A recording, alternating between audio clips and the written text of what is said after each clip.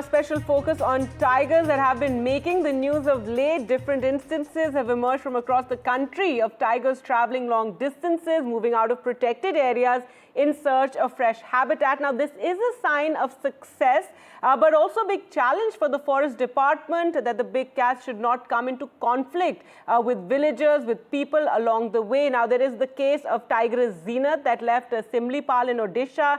She was tracked through Jharkhand to West Bengal, finally brought back. Then the recent case of a young male tiger from Sariska in Rajasthan that traveled to nearby Dausa and Alwar, where it unfortunately attacked 3 people. It was finally caught today morning and will be taken to a safer protected area. So let's talk about each of these tigers and their stories, which are quite fascinating. First, the story of Zeenat, the tigress who was in fact brought to Simplipal, and she was released in Simplipal Tiger Reserve's core area on November 23rd.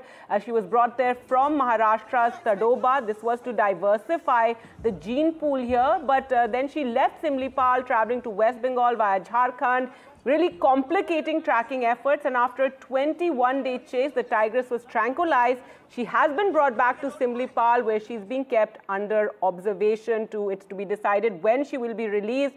Then you have the second case from Rajasthan of a young male from Sariska, T2402. It was a nerve-wracking 9-day-long hunt by the forest department teams for this tiger. It traveled to nearby Dausa. It stayed near villages, attacking 3 people, as well as a forest department vehicle, smashing the windscreen, leading to, one can imagine, a lot of stress for the personnel who were in that vehicle. The forest department finally succeeded in tranquilizing the animal this morning. It was first locked inside a farmhouse, and then it was captured. It will be monitored, and a decision will be made on where it will be released. Sariska has over 45 tigers, and the state has new tiger reserves, the Dholpur Karoli Tiger Reserve and Visdhari in Bundi. It's possible the tiger could be moved here.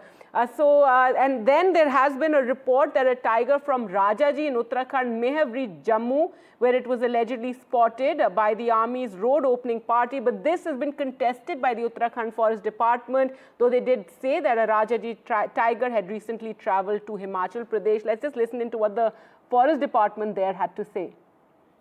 को हमने बिल्कुल जांच कर रहे हैं. हमारा संज्ञान में ये चीज़ आ रखा है. हमने जम्मू कश्मीर काउंटर पार्ट से बात भी हमारा डायरेक्टर राजा जी कर रहे हैं, और इसके बाद फिर हमको जो डिटेल पता चलेगा हमको बताएंगे, क्योंकि टाइगर का संख्या बढ़ने के साथ साथ ही उन्होंने न्यू टेरिटरी जाते हैं, वो लॉन्ग रेंज एनिमल होते हैं. All right, well, to talk more about this issue of, on one hand, it shows a successful tiger conservation, that the numbers are going up, tigers are searching for new territories, but also it poses a big challenge. We're joined now by Professor Kamar Qureshi of the Wildlife Institute of India, someone who's been closely involved with tiger conservation and who's been involved with the tiger census process in India, and really evolving that. Raza Kazmi, wildlife conservationist, and Aditya Panda, wildlife conservationist and the honorary wildlife warden of Satkosia Tiger Reserve. Thank you all for joining us. And Professor Kamar Qureshi, first to you, your comments on these recent instances of tigers traveling. There is a lot of concern, but as we've been telling viewers, it's also a sign of success. Yes, I am a retired professor from Wildlife of India. Yes. So you need to look at into 2 perspectives. One is that it's a natural sociological need for tigers to disperse. So all tigers, when they become adult, they leave their mother, their natal territory, and they look out for the space for themselves. And so a lot of dispersal happen. So what you're seeing in Sariska and many other places is one of the reasons that young tigers going out. When older tigers move out, largely that happened when you reach, area will reach a carrying capacity. And what we've seen in Sariska, Panna, and what we've seen in Simplipal, when you bring the new tiger, they have no idea where they are. So you need, they need to know the lay of the land. So normally, many a time you will see them venturing out of the protected area. And what you've seen in Simplipal is that, and once they get out, they just keep looking for appropriate place to settle down.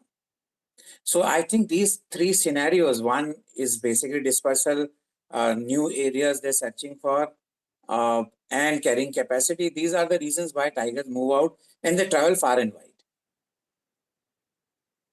Panda, if you can tell us, more about this translocation of a tiger that happened in Simplipal, Zeenat the tigress, and then, she gave a lot of stress to the forest department as it had to track her as she traveled, through Jharkhand to Bengal, has been brought back. It's a very interesting case being watched very closely by all conservationists. Thank you, Gargi, and Happy New Year to you and everyone on this panel. Gargi, the Zeenat incident is being scrutinized a lot by the press and the conservation community. And I think it's, as just Dr. Qureshi just explained, it is a very natural thing for a tiger that has literally been airdropped into a new landscape to explore far and wide across the landscape to figure out the lay of the land. And the tigress, of course, has no idea what Simplipal is or what Odisha is or Jharkhand or Bengal is. Sure. Now, this happens to be the first ever genetic rescue of a tiger population in my knowledge. And as you know, Simplipal has a tiger population that is isolated from every other tiger population in the rest of the Central India and Eastern Ghats landscape. So it was crucially important to bring in fresh genes into this population to address that issue in the short run.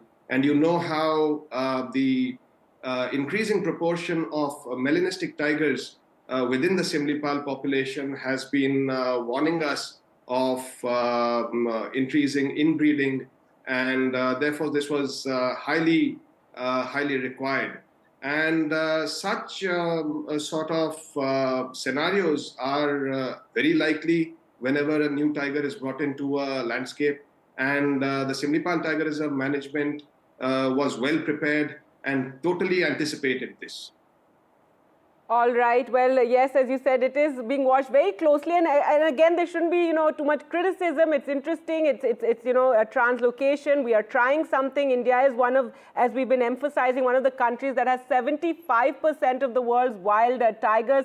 Aditya Panda, for a long, Raza Kazmi, for a long time there has been talk of managing wildlife landscapes, tiger landscapes, because we do need these corridors through which tigers can move from one area to another, and there should be mixing of tigers, and the gene pool should be more diverse. Yes, I absolutely agree on what you pointed out, Gagi, that thankfully the conversation has shifted from just managing of tiger reserves and tiger reserves doing well or protected areas doing well to looking at tigers in overall landscapes. And when you talk of that, corridors are of critical importance. So, in fact, as you rightly pointed out, that in many cases, these tigers moving out and going into landscapes that didn't have tigers for a while is actually a mark of success. So, for instance, Aditya talked about the genetic rescue that happening at Simplipal, but Simplipal, it has become isolated in recent years. For instance, even if you look at the map of Simplipal, you'll find that it is very well connected through the north to forests of Jharkhand, and then has a slim corridor connectivity to Satkosia. These were all functional corridors back in the day that have now sort of gone out of use. There was a very interesting case of a tiger walking all the way from Bandhavgarh in Madhya Pradesh, going to Chhattisgarh, going into Palamu, that is in Jharkhand, staying in Palamu Tiger Reserve for a while, and then marching right through southeast Jharkhand and reaching Simplipal. This happened last year. So this happened precisely because Bandhavgarh was doing well. So tigers could, move out, as Dr. Qureshi pointed out, that young males, sometimes old males, they travel out and then they explore these new landscapes. Same happened in the news that you talked about, tigers moving out of the Corbett, Lansdowne, Rajaji landscape and going west and northwest towards Himachal, which earlier had tigers and they had gone extinct. Sariska, also the tiger that moved into Rewari in Haryana. So, of course, it creates challenges, but I think these tigers migrating out in some ways could be looked at as a testament to conservation successes in many landscapes, and we need to just manage these new populations. Professor Qureshi, so, it's going to be a challenge for Forest Department. They'll have to be, on their toes as far as monitoring these tigers, trying to avoid any human-animal conflict. What would you say on that? There's a need for more attention, more alert teams to be there as well. I think they have put a team already in place, and these incidents do happen. It is not easy to figure out where tiger is moving, though all these tigers are fitted with satellite radio collars. And it happened in all three places where we reintroduced tiger, whether it is Sariska, Panna, or now we are seeing in Simplipal. But I think once you keep moving the animals back, I think the important thing is that they have to make a large enclosure also in Simplipal. And when they bring back this tigress, they should put it for some days in that area. And I think slow process of reintroduction is always better. So to keep in a larger enclosure for some days so they can actually get used to the things around. That's very crucial. So a couple of times one need to move back and forth. And once they realize, they understand the lay of the land, they will settle down. That's what happened in all other places where we reintroduced tiger. And that's what our experience is. That's right. Aditya Panda, your comments on that, on the Forest Department, and the case of Zeenat, the tigress, it required a lot of coordination between Odisha and Jharkhand monitoring, and then finally in West Bengal, the tigress was tranquilized and has been brought back. Yes, absolutely. So, Gargi, as you know, as part of the genetic rescue, we first brought in 2 tigresses. Before Zeenat was the second tigress. The first tigress was a tigress we named Jamuna, who was released in the southern core of Simplipal. And Jamuna also wandered about quite a bit before settling down in a wildlife sanctuary just south of Simplipal called Kuldiha. Now, it was just an accident of geography that Zeenat, who we chose to release in North Simplipal, was closer to interstate borders. So, she did exactly what Jamuna did, but she just ended up happening to enter other states. And the plan that Dr. Qureshi is suggesting to have a larger enclosure and have a longer soft release period for Zeenat is exactly what is being discussed here in Odisha at the moment. And I'm quite confident that, it is going to work out and it is going to be a success. All right, and if we look at the broader picture, Razak Azmi, as we said, 30% of our tiger population is outside of protected areas. We have seen increase in our tiger reserves. We have around 57, I think now, protected areas for tigers, which is commendable in a country with the challenges that we have of poverty and development. But we are going to see more instances of conflict, which again, as I pointed out, the Forest Department needs to be very alert, and the reaction time has to be very quick. Absolutely. Yeah, if you can comment I think on reviving that, corridors are, and making sure that increasing the carrying capacity of those tigers reserves which are operating below carrying capacity, and move the tigers where the tigers are doing well and their population is increasing and moving out is very crucial.